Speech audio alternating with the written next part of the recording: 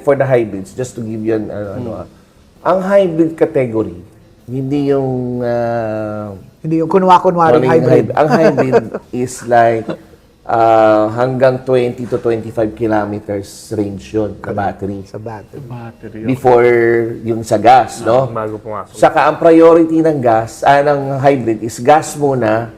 You just have to switch to battery in case you want to switch to battery. Pag na-consume mo na ulit, babalik na sa gas. Now, yung plug-in hybrid, priority nun, konsumuhin mo muna yung battery, yung powers ng battery before it switches to gas. Right now, ang mga PHEV or plug-in hybrid electric vehicles runs from 100 to 120 kilometers before it switch to gas. Wow, that's a lot. Metro Manila, mama. 100, yeah.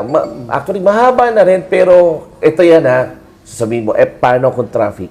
Oo nga. Did you know na wala siyang Kino-consume? consume pagka traffic? Oh. It's the same as pagka yung pandering mo lang, wala. Totally. Even if you want to sleep inside the car, matulog ka ng magdamag sa gabi. Minsan ginagawa ko yun eh. Kasi minsan anyway, kung mag-camping ka, ang litit na ng percentage na nakukonsume niya doon sa baterya. Kasi it depends on on usage mo yan eh.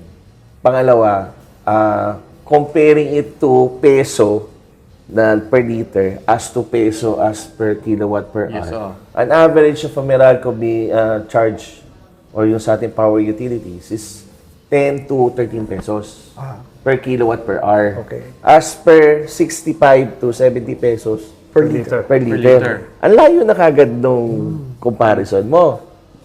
Tama? Tapos kung pupunuin mo ang isang sasakyan that's around 20 liters to 25 liters sa isang tank, multiply mo yung 65 mo, magkano yung ginastos mo?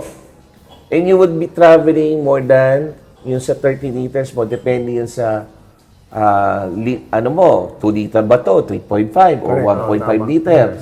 Depende sa engine displacement. Yung baterya, yung natin, 13 pesos, sabihin na natin 13, nag-travel ka na at tas chinarge mo ng 4 hours. Magkano lang yung kilowatt per hour tayo, di ba? So parang masisave mo, sir, is parang More than triple the cost. 3 point. More than triple the cost. Triple the cost. Di ba? See, doon pala panalo ka na.